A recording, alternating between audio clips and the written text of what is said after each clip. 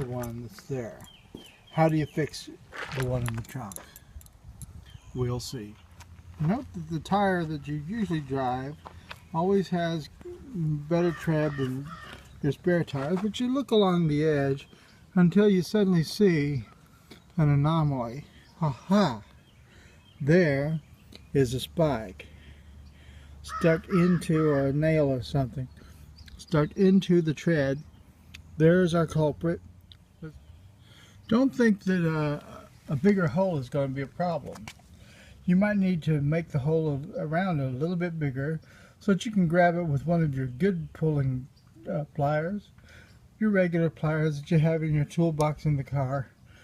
Or you might be able to just get your needle nose in there and pull it up a little bit before switching to the and get it pulled right out there. Now we actually have to make the hole bigger to get our next repair piece down in there. Usually there's a rough-sided awl that you have that you use to plunge it up and down and rough it up, but you can expand the joint or the hole about the size of a small screwdriver.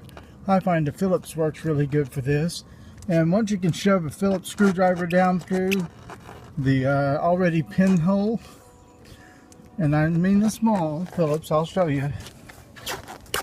It's only about that long, about as long as my finger. It's a very small, thin one.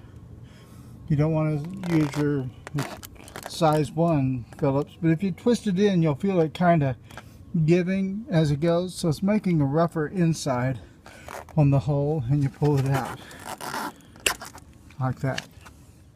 Then you use a tool like this. It's like a giant eyelet, like an upside down giant needle, and you thread them with these little black tire rubbers, and they usually don't fit in there very well, so you have to kind of twist them through and pull them through and get them half and half. We'll do that next. So you pull the rubber through the eyelet. Those pliers from earlier come in real handy about this point.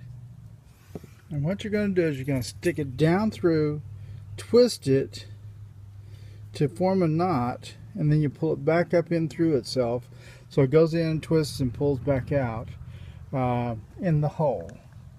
And that's takes a little bit of work. I can't do it with only one hand, so next time you see me, I'll probably have it shoved down in there. Make dang sure you pay attention to the length of the shaft and that you got it all the way through inside the tire before you twist it a few turns and give it a good solid twist, and then try to pull it out, because then when you pull it back up, it's going to knot itself against itself. It's a very sticky tire rubber there. It's going to go into the hole, and when it comes back out, it's going to slide through that little slot right there.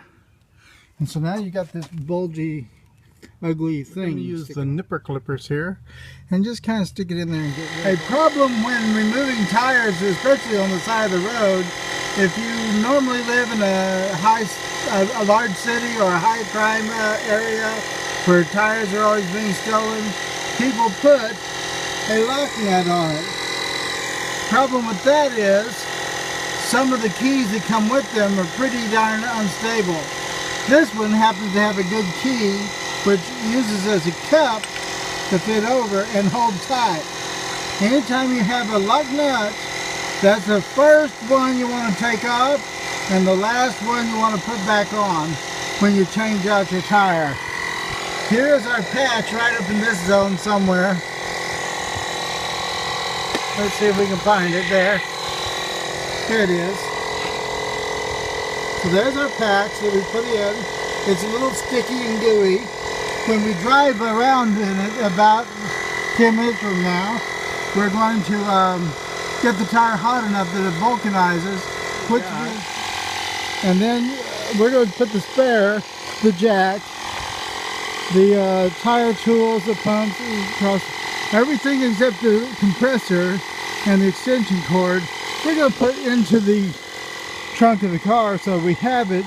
So we've got the essentials in the trunk. We got the spare tire, the jack, all the tools that we'll need, like the cross. So I've driven the car 7 miles up, got some air in the tire, driven it back 7 miles on the hot highway, And the next morning, is it flat?